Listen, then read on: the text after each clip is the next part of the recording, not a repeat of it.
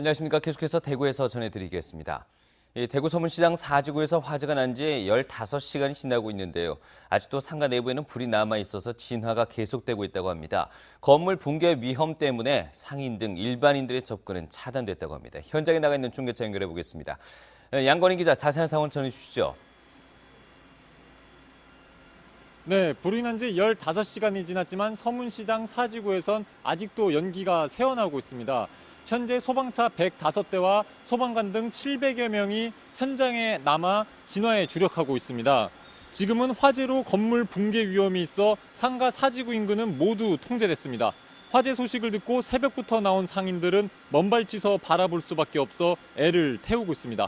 몇몇 상인들은 바로 앞에 119 안전센터가 있는데 왜 초기 진화가 안 됐냐며 소방당국의 초기 대응을 문제 삼기도 했습니다. 특히 보험가입이 저조한 것으로 알려져 상인들의 피해가 클 것으로 보입니다. 대구에서 가장 큰 서문시장을 이용하는 시민들도 마스크를 쓰고 현장에 나와 발을 동동 굴렀습니다. 한편 불이 나자 시장 상인들과 대한적십자사, 대구상공회의소, 대구은행 등이 상가 입구에서 소방과 경찰에 음식을 제공하는 등 자원봉사 활동을 펼치고 있습니다.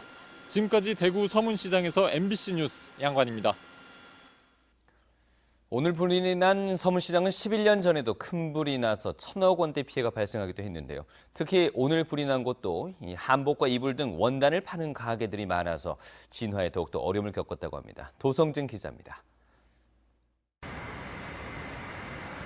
시뻘건 불길이 건물 전체를 삼킬 듯 무섭게 타오릅니다. 소방 헬기까지 동원돼 물을 뿌려보지만 불길은 쉽게 잡히지 않습니다. 대구 서문시장 4지구에서 불이 난 것은 오늘 새벽 2시쯤입니다.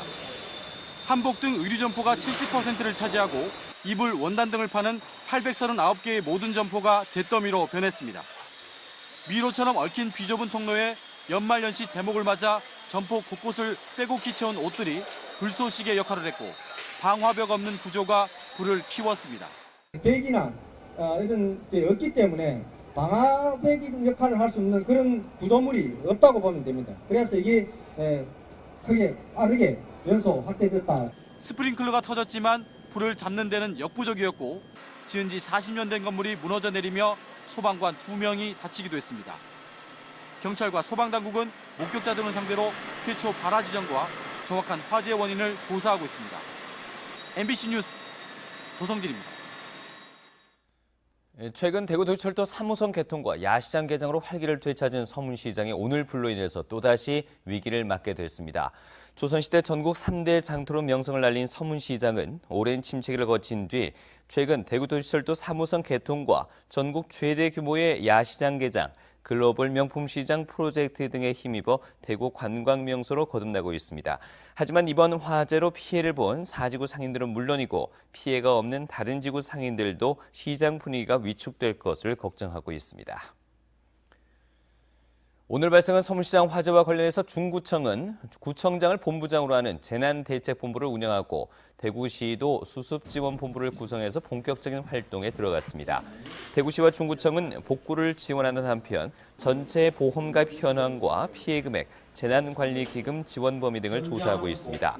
한편 박인용 국민안전처 장관이 오늘 오전 서문시장 화재 현장을 찾은 가운데 대구시가 소방 관련 특별교부금 지원과 특별 재난지역 선포 등을 건의했는데 박인용 장관은 응급복구 등 후속 조치에 힘쓰는 한편 재난지역 선포를 검토하겠다고 밝혔습니다.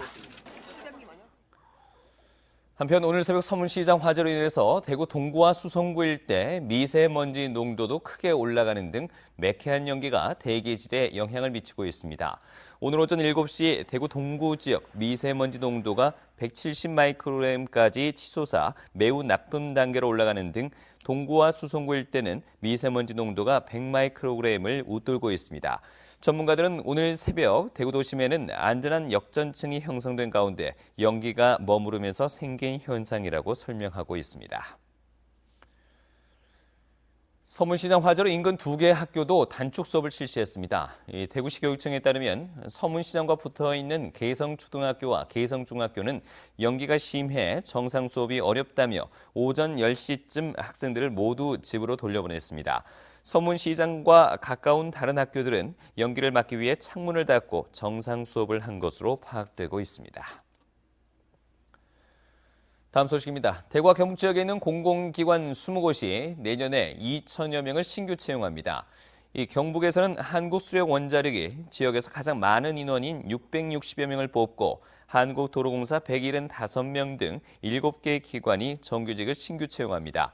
대구에서는 한국가스공사가 고졸 채용 26명을 포함해서 130명을 정규직으로 채용하고 경북대병원 466명, 신용보증기금 114명 등 모두 13개 기관이 신규 채용에 나섭니다. 현재 대구와 경북 지역의 청년 인턴 채용 규모는 1,400여 명입니다.